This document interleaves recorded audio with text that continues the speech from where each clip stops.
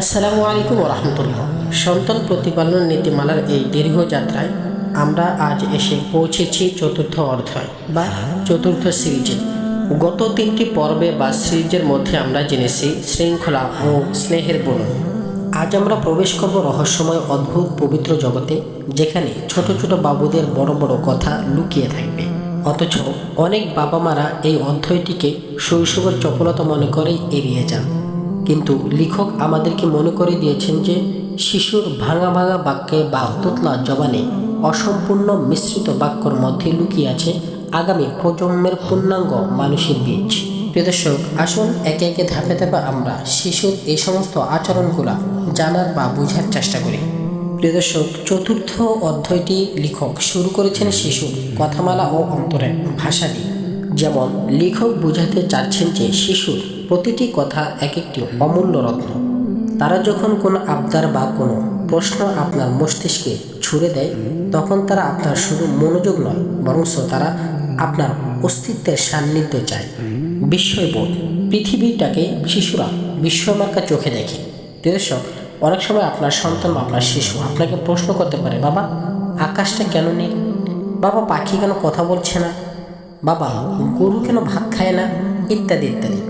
আপনি যখন তাকে বলবেন যে তুমি ওইসব বুঝবে না, তুমি ছোট মানুষ, তুমি বড় হলে তারপর বুঝবে, তারপর তুমি বুঝতে পারবে এই সমস্ত জিনিসগুলো এরকম কেন হয়েছে, তুমি ভালো করে পড়ালেখা করো, তারপরে জানতে পারবে। আপনি এইরূপ বলেছেন মানে তার মেধা বিকাশকে, মেধা বৃদ্ধি হওয়াটাকে থামিয়ে দিলেন। আপনার সন্তান আপনাকে প্রশ্ন করেছে, বাবা আকাশটা কেন নীল? আপনি তখন বলতে হবে যে হ্যাঁ বাবা, আকাশ নীল কারণ আল্লাহ আকাশকে নীল বানিয়েছে, আল্লাহ আকাশটাকে নীল রং দিয়েছেন। এরপর আপনি বলতে পারেন কোনো কোনো সময় আকাশের কালার মেঘলা হয়, কালো মেঘে ঢেকে যায়। আবার কোনো কোনো সময় একদম সাদা ফকফকে থাকে, কালো সাদা মেঘ থাকে। কোনো কোনো সময় আকাশ থেকে বৃষ্টি পড়ে।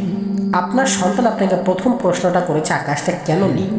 এটা হচ্ছে যে আপনার সন্তানের মেধাশক্তি বৃদ্ধি হচ্ছে, আপনার সন্তান বুঝতে শিখেছে, তার বুদ্ধি, আকল, জ্ঞান, বিবেচনা করার শক্তি যোগান দিচ্ছে, প্রথম ধাপে সে কদম ফেলছে। আপনি তখন তাকে অনেকগুলো বিষয় ওই মস্তিষ্কের প্রশ্নের মধ্যে ঢেলে দিতে হবে, তাকে বুঝিয়ে দিতে হবে। আপনি যখন তাকে এই সমস্ত কথা বলবেন যে তুমি বুঝবে না, তুমি বড় হলে বুঝবে, তার মানে আপনি তাকে একেবারে তার মস্তিষ্ক বাড়ার ক্ষেত্রে বাড়তে যেন না পারে, এই জন্য আপনি ফুল স্টপ মেরে দিয়েছেন। লেখক এই বিষয়টিকে খুবই সতর্ক করে বলেছেন যে আমি এই বিষয়টি করতে পারবো না, এই বিষয়টি করা উচিত নয়, বরং তাদের মেধাকে আরও বাড়িয়ে তোলার চেষ্টা করব। কারণ শিশুদের এই ছোট বাক্যের মধ্যে, ছোট প্রশ্নের মধ্যে মহা এক সত্য লুকিয়ে থাকে, যা আমরা বড়রা জটিলতার মাঝে হারিয়ে ফেলি। কারণ আমরা অনেক সময় বুঝতেই পারি না যে এর উত্তর কী হবে। এই জন্যই তো আমরা উল্টোপাল্টা কথা বলছি, উল্টোপাল্টা কথা শিশুদেরকে শেখাচ্ছি বা বলছি তুমি ছোট মানুষ, জানবে বড় হলে। হ্যাঁ, আপনি জীবনে প্রত্যেকটা পদক্ষেপের মধ্যে আপনি অনুভব করেছেন যে আপনি নিজে নিজে গাছ বানাতে পারবেন না, নিজে নিজে বৃষ্টি দিতে পারবেন না, আকাশের রং নিজে নিজে পাল্টাতে পারবেন না, পানিকে এদিক সেদিক করতে পারবেন না, পানির রং, কালার, মজা আপনি কোনোভাবেই পরিবর্তন করতে পারবেন না, এটা আপনার শক্তির মধ্যে নেই। কারণ এগুলো আল্লাহর হুকুম, আল্লাহ এগুলো করতে পারবে। এগুলো হচ্ছে আপনার জীবনের অভিজ্ঞতা, আপনার জীবনের লং টাইম ধরে একটি অভিজ্ঞতা আপনার মধ্যে এই সৃষ্টি হয়েছে। তখন আপনার সন্তান যখন আপনাকে এই প্রশ্নটি করেছে, বাবা আকাশ কেন নীল, তখন আপনার অভিজ্ঞতার জীবনের 50-60 বছরের অভিজ্ঞতা আপনি এক নিমিষে সন্তানকে বলতে পারেন যে বাবা এগুলো আল্লাহর সৃষ্টি, আল্লাহ এগুলাকে এইভাবেই সৃষ্টি করেছে। আপনি আপনার সন্তানের জীবন থেকে 50-60 বছরের অভিজ্ঞতাকে এক নিমিষে তার মস্তিষ্কের মধ্যে বসিয়ে দিতে পারবেন। ছোট মনের বড় আবেগ। দর্শক, চতুর্থ অধ্যায়ের বিশেষ একটি অংশ হলো শিশুদের আবেগ এবং অভিমান। দর্শক, এখানে লেখক সাহিত্যিক ভাষায় বলেছেন যে শিশু অশ্রু এবং হাসির পিছনে কোনো মিথ্যা বা বাড়াওয়াটি নেই, কোনো অভিনয় তার মধ্যে নেই, কোনো মিথ্যাচারী তার হাসির মধ্যে নেই, কোনো লুকিচুরি তার কান্নার মধ্যে নেই। সে অরিজিনালি হাসে, অরিজিনালি কান্না করে। আমরা বড়রা যেরকম মানুষকে দেখানোর জন্য হেসে থাকি, মানুষকে দেখানোর জন্য কান্না করে থাকি, মানুষকে ধোঁকা দেওয়ার জন্য বিভিন্ন রকমের বিভিন্ন ভঙ্গি করে থাকি, শিশুদের মধ্যে এই বিষয়টি নেই। তাই সে যখন আপনাকে বলবে যে বাবা আমি খুব ভয় পাচ্ছি, বা আমার ভয় লাগছে, বা আমার এই জায়গায় ব্যথা অনুভব হচ্ছে, বা আমি ব্যথা পেয়েছি, বা আমার ব্যথা লাগছে, পেটে ব্যথা করছে, তা তার এ সমস্ত প্রতিটা কথাকে আপনি গুরুত্ব দিয়ে শুনতে হবে, গুরুত্ব দিয়ে মনোযোগ দিয়ে আপনাকে অনুভব করতে হবে। বুঝেছো?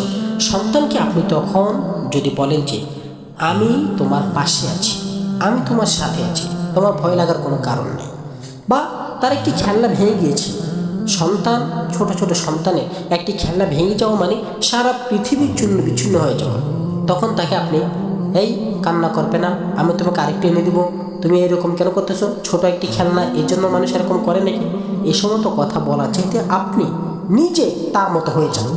আপনি নিজে অনুভব করেন যে আপনার সারা পৃথিবীর চূর্ণ বিচ্ছিন্ন হয়ে গেছে, আপনার অমূল্য একটা সম্পদ নষ্ট হয়ে গেছে। আপনি তখন আপনার ভিতর থেকে আপনার তখন চলে আসবে যে হা বাবা, তোমার খেলনাটা ভেঙে গিয়েছে, হাই রে এখন কি করব, দাও আমি তোমার খেলনাটা ঠিক করে দিচ্ছি, এখন কান্না করো না, আমি তোমাকে নতুন আরেকটা কিনে দিব। আহারে খেলনাটা ভেঙে গিয়েছে, এই তুমি ওর খেলনাটা কেন ভাঙছো, তার মতো হয়ে যান আপনি। তখন সে সাহস পাবে, তখন সে মনে করবে যে না, আমার পাশে আমার বাবা আছে, আমার পাশে আমার মা আছে। লেখক এটাই বোঝাতে চেয়েছিলেন যে এটাই হচ্ছে প্রকৃত বাবা মা বা অভিভাবকদের চরিত্র। প্রিয় দর্শক, লেখক চতুর্থ অধ্যায়ের সমাপ্তির পথে এসে একটি অমোঘ সত্য তুলে ধরেছেন।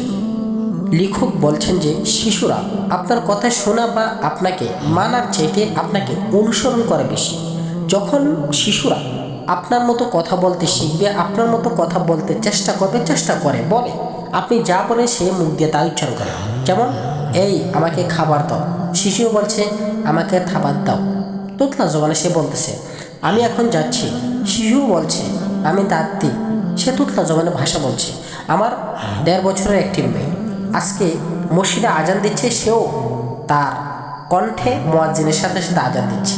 তার মানে আপনি যা বলছেন, আমি যা বলছি, আপনার আমার ছেলে সন্তানরা তা ফলো করছে, আপনার আমার ছেলে সন্তানরা তা দেখতেছে, তা তারা মাইন্ডসেটের মধ্যে বসাচ্ছে, তাদের ব্রেনের মধ্যে তারা ওই সমস্ত কথাগুলো, ওই সমস্ত আচার আচরণগুলো বসাচ্ছে, ফিট করতেছে। তাই আপনাকে আমাকে এরকম কথা বলতে হবে যে সমস্ত কথার ভিতরে সাবলীলতা রয়েছে, ভদ্রতা রয়েছে, নম্রতা রয়েছে, যে সমস্ত কথার মধ্যে দিনে মাধুর্য রয়েছে, যে সমস্ত কথার মধ্যে সত্যতা রয়েছে। আপনার আমার আচার বিধি এরকম করতে হবে যেন ওই আচার আচরণের মধ্যে গুনার কোনো দাগ নেই, ওই আচার আচরণের মধ্যে যেন কোনো ধোঁকাবাজি নেই, আপনার আমার ওই কথার মধ্যে যেন কোনো অশ্লীলতা নেই, কোনো মিথ্যা নেই, কোনো অন্যায় অবিচার নেই। কারণ আপনার আমার সন্তান আপনাকে আমাকে মডেল বানাতে চাচ্ছে। আপনি যা বলছেন সন্তান তা বলছে, আপনি যা করতেছেন সন্তান তা করতেছে। তার মানে সন্তান, ওই ছোটো ছোটো বাচ্চারা আপনাকে আমাকে মডেল বানাতে চাচ্ছে, আপনার আমার মতো হতে চাচ্ছে। তো আপনি আর আমি যদি চরিত্রহীনা হই, তাহলে আপনার আমার ছেলে সন্তানকে চরিত্র বলা হবে? আপনি আমি যদি অসৎ হই, তাহলে আপনার আমার সন্তানকে সৎ হবে? আপনি আর আমি যদি মিথ্যাবাদী হই, আপনার আমার সন্তানকে সত্যবাদী হবে? আপনি আর আমি যদি বদ্দিনী হই, আপনার আমার ছেলে সন্তানকে নেককার হবে? প্রিয় দর্শক, গ্রাম বাংলায় একটি কথা আছে, আপনারা অবশ্যই জানেন যে যেমন বাপ তেমনি তার ছেলে, আগের হাল যেদিকে যায় ফিসের হালও সেই দিকেই যায়।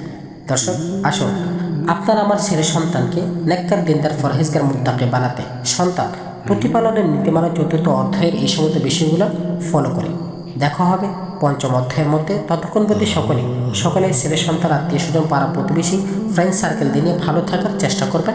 আমি অধমের জন্য দোয়া করবেন যেন আল্লাহ সুবহানাহু ওয়া তাআলা আমার মৃত্যু ইমানের আঙ্গিনায় করে। আসসালামু আলাইকুম ওয়া রাহমাতুল্লাহি ওয়া বারাকাতুহু।